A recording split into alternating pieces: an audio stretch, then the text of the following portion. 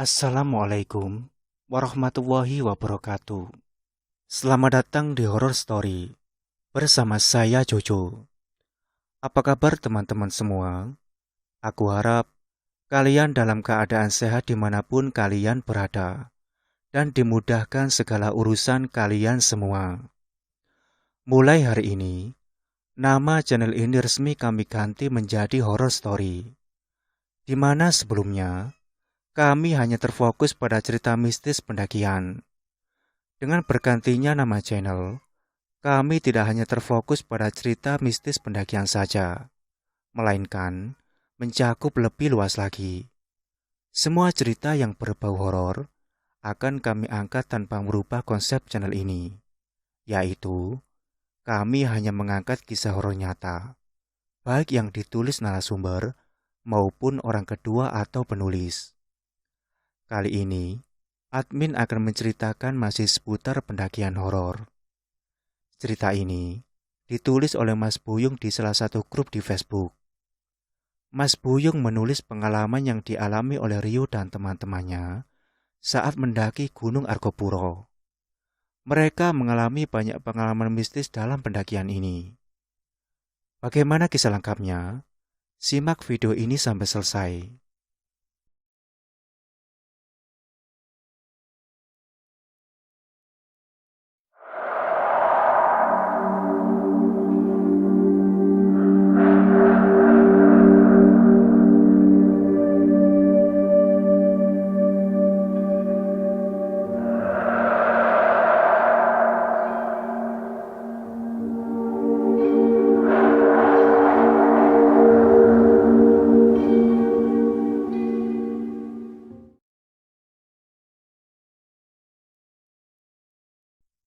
Saya Rio dan kedua teman saya Dian dan Sony berangkat dari Surabaya ke Probolinggo pada Selasa malam. Sampai di pos Paderan sekitar pukul 7 pagi. Karena saya ada tugas kantor untuk mencari tahu tentang sejarah Gunung Argopuro dan Dewi Rengganis.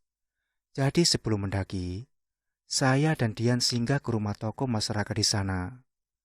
Nanti akan diceritakan tentang sejarah Gunung Argopuro dan Dewi Rengganis dari buku lama sesepuh. Sekitar pukul 10 pagi, kami bertiga memulai pendakian dari jalur Paderan. Di pos Paderan, kami bertemu dengan sepasang kekasih yang merupakan mahasiswa dari Semarang. Karena mereka baru perdana mendaki Gunung Argopuro, jadi mereka ikut barengan mendaki bersama kami. Di tengah perjalanan, kami bertemu dengan satu tim lagi, yaitu mahasiswa dari Yogyakarta. 5 orang mahasiswa Yogyakarta ternyata baru juga mendaki Gunung Argopuro. Mereka nekat mendaki gunung tanpa ada satu orang pun yang pernah mendaki gunung ini sebelumnya. Akhirnya, mereka juga ikut bergabung bersama kami dengan total 10 orang. Karena beberapa teman mengalami cedera dan kondisi fisik yang kurang fit, akhirnya kami sampai di mata air 1 sekitar pukul 6 sore. Di pelataran mata air 1, kami bertemu dengan 2 pendaki asal Depok yang juga baru pertama kali mendaki Gunung Argopuro. Kami langsung mendirikan tenda dan memasak untuk makan malam. Di pelataran mata air 1, penuh dengan 4 tenda dari 4 kelompok masing-masing. Malam pertama di Gunung Argopuro sungguh membuat saya merasa kedinginan. Karena sepanjang perjalanan, hujan turun dengan derasnya dan karena bergegas ingin sampai, saya tidak menggunakan raincoat. Malam itu, tidak ada hal-hal aneh yang terjadi, dan kami menikmati malam itu dengan makan dan tidur untuk memulihkan tenaga, melanjutkan perjalanan di hari kedua. Rabu pagi, hari kedua pendakian dimulai sekitar pukul 10 pagi. Karena banyak orang, persiapan perjalanan juga agak molor. Kami berjalan beriringan. Untungnya, jalur dari mata air 1 ke mata air 2 hanya satu arah saja. Jadi mudah bagi saya untuk jalan duluan sendirian. Sekitar 2 jam, akhirnya saya dan Sony sampai di mata air 2. Namun, lagi-lagi kami harus menunggu teman-teman lain di belakang. Satu persatu teman-teman akhirnya sampai. Hingga 1 jam berlalu, semuanya sudah berkumpul di mata air 2. Kami akhirnya memutuskan untuk makan siang di mata air 2 sambil mengisi bekal air minum.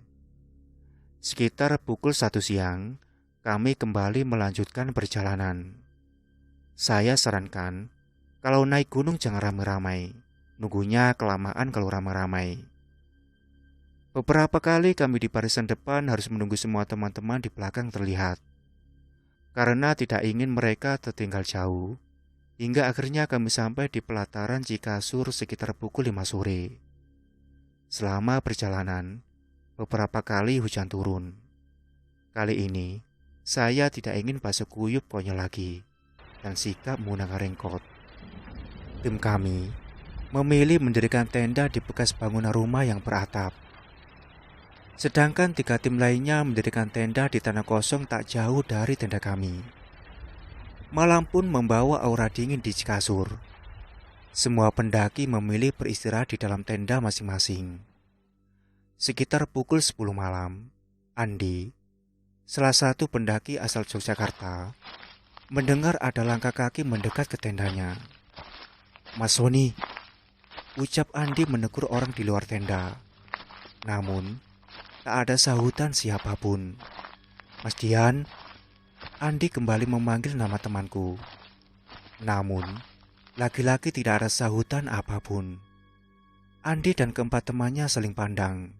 Namun, mereka tidak ingin berpikir macam-macam. Mereka kembali melanjutkan obrolan hingga rasa kantuk menggelayuti mata mereka dan segera memilih tidur.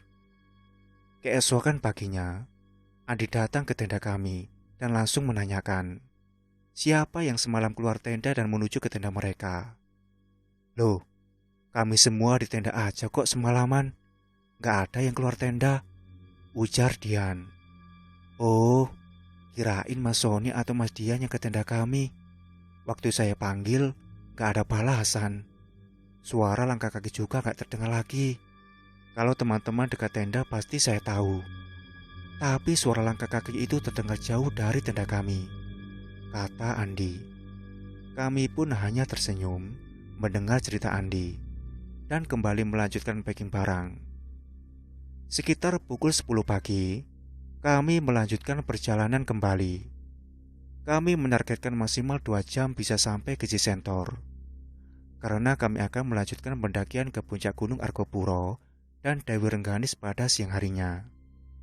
Untungnya, selama perjalanan, tidak ada kendala apapun. Sehingga sekitar pukul 12 siang, kami semua tiba di Cisentor. Setelah mendirikan tenda dan makan siang, kami pun melanjutkan perjalanan ke puncak gunung dengan membawa perbekalan seadanya. Namun, 3 orang tidak ikut dan memilih beristirahat di tenda saja. Ketiga orang tersebut adalah temanku Dian dan sepasang mahasiswa Semarang, Irma dan Irfan. Sepanjang perjalanan ke puncak, alhamdulillah, kami bersembilan tidak mendapati halangan atau mengalami cerita mistis apapun. Namun, ketegangan dialami oleh Dian yang memilih beristirahat sendirian di dalam tenda. Jarak tenda saya dan mahasiswa Semarang dibatasi oleh tenda mahasiswa Yogyakarta. Karena merasa bosan, Dian akhirnya menghidupkan musik di handphonenya. Dia mendengarkan musik pakai headset sambil rebahan tiduran. Lagu-lagu metal yang ia dengarkan cukup menghilangkan kejenuhannya saat sendirian di tenda. Namun, memasuki lagu kelima, tiba-tiba suara musiknya perlahan mengecil, mengecil dan mati. Dian pun kaget, mengapa tiba-tiba musik di handphonenya tiba-tiba mati. Padahal dia masih ingat, baterai handphonenya masih penuh. Dian pun langsung bangun dan mengecek handphonenya. Saat dilihat, handphonenya masih menyala dan musik playernya juga masih hidup. Namun tidak ada suara apapun yang keluar dari headsetnya. Ia lalu melepaskan headsetnya dan kembali menghidupkan musiknya. Ternyata bisa hidup. Karena merasa ada sesuatu yang aneh, akhirnya dia memilih menonaktifkan handphonenya dan mencabut baterainya. Dian tidak ingin nanti ada suara aneh terdengar dari handphonenya. Dian lalu langsung tidur untuk bisa menghilangkan rasa cemasnya. Seketika dia langsung ingat bahwa memang sudah masuk waktu maghrib. Kami bersembilan akhirnya sampai puncak gunung dan langsung turun bergegas karena malam sudah menyelimuti hutan. Sekitar pukul 8 malam, kami sampai di Cisentor dan memilih beristirahat di tenda masing-masing. Sekitar pukul 2 dini hari, Irfan mendengar ada langkah kaki di luar tenda. Irfan pun menegur orang yang sedang di luar tenda. Namun, tidak ada sahutan apapun. Dia pun langsung tidur karena rasa kantuknya lebih berat dari rasa penasarannya terhadap orang yang ada di luar tenda. Jumat pagi, kami semua bersiap untuk sarapan dan packing untuk melanjutkan perjalanan. Pagi kami dihibur dengan obrolan santai yang kocak dari guyonan mahasiswa Yogyakarta. Di tengah obrolan, Irfan lalu menanyakan siapa yang keluar tenda malam-malam. Jam segitu siapa yang keluar malam-malam ya? Tanya Irfan. Kalau kami sudah tidur mas, ucap Andi, sembari mengunyah sarapan mie gorengnya. Iya mas, ngapain malam-malam gitu kami keluar tenda? Dingin tahu, sahut kakak, pendaki asal Depok. Lah, terus siapa dong yang jalan malam-malam di luar tenda? Mas dari Surabaya kali ya? Tanyanya lagi. Enggak ah, kami tidur pula semalaman, ujar Sony. Ya udah, gak usah dibahas lagi. Habis ini kita langsung packing ya. Karena kita akan menginap di taman hidup. Jangan sampai kita kemalaman di jalan. Apalagi lewat hutan ke taman hidup. Lanjut Sony. Sepertinya pukul 10 pagi menjadi waktu yang pas setiap kami memulai pendakian. Perjalanan ke taman hidup memang melelahkan karena melewati berbagai bukit menanjak. Sekitar pukul 5 sore, kami semua akhirnya sampai ke pelataran taman hidup. Karena musim hujan, jadi kami tidak bisa mendirikan tenda di dekat bibir danau dan memilih ngecamp di pelataran taman hidup di dalam hutan. Karena Jumat malam adalah malam terakhir kami di gunung bersama-sama, akhirnya Sony, Irfan dan kelima mahasiswa Yogyakarta memilih menikmati malam di depan tenda sambil bercerita-cerita. Saya dan Dian memilih tinggal di dalam tenda sambil bercerita. Tiba-tiba, Dian memanggil nama Sony. Mereka mengobrol di depan tenda mahasiswa Yogyakarta yang jaraknya di ujung kiri pelataran. Sedangkan tenda saya di ujung kanan pelataran, tepat di samping kayu pohon yang tumbang. Sony, kamu ya? Ucap Dian di sela perbincangan kami. Lah, kan Mas Sony lagi di luar ngobrol sama teman-teman, ucapku. Emang kenapa mas, panggil-panggil nama Mas Sony? Tanyaku penasaran. Aku barusan dengar suara langkah kaki di sebelah tenda kita, kata Dian. Oh, mungkin suara hewan aja kali, jawabku. Aku gak mau suasana di dalam tenda jadi beda kalau percakapan itu dilanjutkan. Lalu kami kembali melanjutkan perbincangan lain soal masa-masa pendakian gunung saat kuliah. Sementara itu, Sony dan teman-teman asik ngobrol dan ketawa cekikikan karena cerita konyol dari salah satu mahasiswa Yogyakarta. Tiba-tiba, mereka mendengar ada langkah kaki berlari dari danau masuk ke hutan. Mereka langsung terdiam dan saling melirik satu sama lain. Hewan kali itu, ucap Sony. Dan semua hening. Agar suasana tidak kaku, Sony kembali melanjutkan obrolan dan cerita serunya tentang hal lucu. Karena malam semakin larut, mereka akhirnya memilih kembali ke tenda masing-masing. Irfan yang tendanya tepat berada di depan tendaku, langsung berjalan ke arah tendanya. Saat dia berjalan mendekati tendanya, dia merasa ada seseorang berjalan di belakangnya. Namun, saat ia menoleh ke belakang, tidak ada siapapun di belakangnya. Teman-teman lain sudah masuk ke tenda masing-masing. Irfan pun kembali berjalan ke tendanya. Namun, lagi-lagi dia merasakan ada seseorang di belakangnya. Karena merasa takut, Irfan berjalan cepat dan langsung membuka resleting tendanya. Sialnya, resleting tendanya macet dan suara langkah kaki di belakangnya semakin dekat ke dirinya.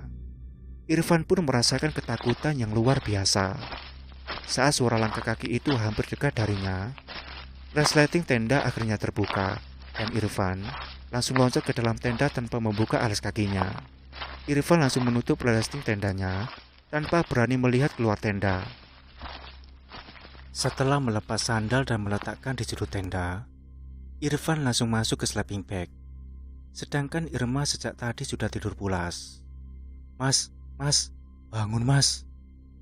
Suara wanita itu langsung membangunkan Irfan dari tidurnya. Irfan pun langsung bangun karena mendengar suara Irma membangunkannya. Saat badannya sudah duduk, Irfan melihat Irma sedang tertidur pulas di sampingnya. Bahkan menghadap membelakangi Irfan. "Mah, kenapa bangunin aku?" kata Irfan setengah mengantuk. Irfan lalu melirik jam tangannya, sudah pukul 2 dini hari. Namun, Irma tetap tak bergeming dan masih tidur terlelap. Irfan pun menggoyangkan badan Irma untuk membangunkannya. Namun, Irma masih tidur dengan pulasnya. Karena melihat Irma tak bangun-bangun, Irfan pun kembali melanjutkan tidurnya. Belum sampai 30 menit dia memejamkan mata, suara wanita itu kembali membangunkannya. Mas, bangun mas." Irfan pun bangun dengan perasaan kesal. Kenapa Irma kembali membangunkannya? Saat sudah terbangun dan kembali melihat Irma, tidak ada respon apapun. Posisi Irma malah tidak berubah seperti saat pertama kali Irfan terbangun. Seketika, bulu kuduk Irfan berdiri karena suara itu ternyata bukan berasal dari Irma. Ketakutan Irfan semakin menjadi saat dia melihat ada bayangan berdiri di depan tendanya, lalu berjalan menjauh. Irfan segera membaringkan tubuhnya dan masuk ke dalam sleeping bag. Di belakang tendanya, dia mendengar ada banyak langkah kaki terdengar jelas dan riuh. Irfan pun ketakutan di dalam sleeping bag-nya. Dia berusaha memejamkan matanya agar bisa tertidur. Namun, suara berisik di belakang masih saja terdengar. Tak lama kemudian, suara berisik tersebut hilang. Irfan pun lega dan kembali tertidur pulas. Belum lama ia tertidur, suara wanita itu kembali terdengar dan membangunkannya. Irfan kembali merasakan ketakutan. Kali ini ketakutannya luar biasa, karena suara itu jelas sekali terdengar dari sampingnya. Irfan membaca seluruh ayat-ayat pendek yang ia ingat berulang kali, sampai akhirnya ia bisa tidur. Sabtu pagi, kami semua sudah memulai aktivitas di luar tenda. Namun, hanya Irfan yang belum menampakkan hidungnya. Irfan masih tidur ya?" tanyaku. "Iya, dia tidurnya pulas banget. Udah aku bangunin, tapi masih aja molor. Ngorok tuh dia," jawab Irma. Tak lama kemudian, Irfan keluar tenda dengan mata yang masih terlihat sembab. Ia lalu mengambil makanan yang sudah disediakan Irma. 1 jam kemudian kami segera bersiap untuk turun gunung melewati jalur premi. Sekitar 3 jam perjalanan kami sampai ke pos premi. Setelah semuanya membersihkan diri dan berganti baju, kami pun bercerita tentang serunya pendakian. "Wah, gila. Semalam saya dibangunin wanita. Kirain itu suara Irma. Gak taunya bukan. Suaranya juga beda. Saya sampai gak bisa tidur. Mungkin baru jam 5 subuh bisa tidur," ucap Irfan. "Ah, yang bener Van. Di taman hidup ya?"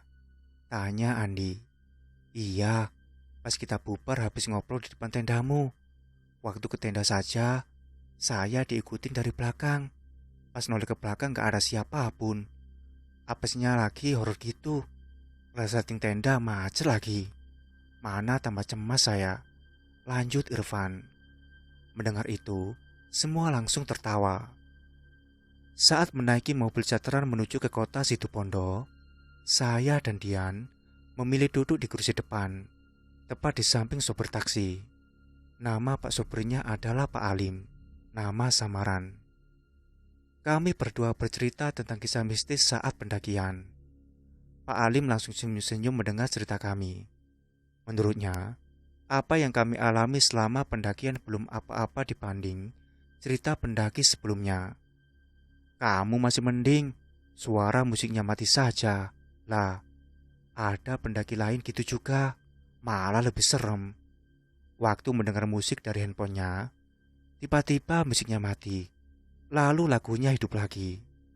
Tapi bukan musik di handphonenya, namun lagu sinden Jawa yang tidak ada di handphonenya. Ucap Pak Alim.